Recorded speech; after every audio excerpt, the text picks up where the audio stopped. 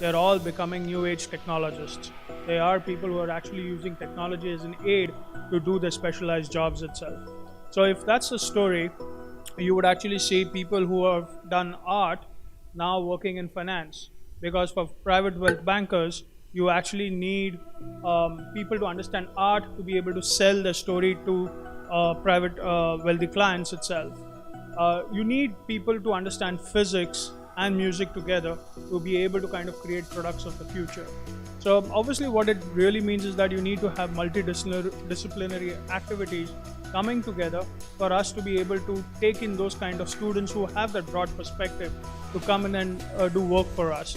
For example, engineers who have a discipline in art could probably do a much better job at engineering the design and coming out with the end product rather than a pure engineer itself.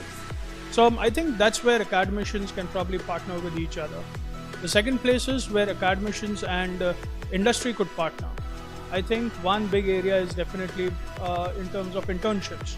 Today we've got 2-month internships, 6-month internships, and typically from an industry perspective, we probably give the low-lying fruits available to some of these interns to actually do the job.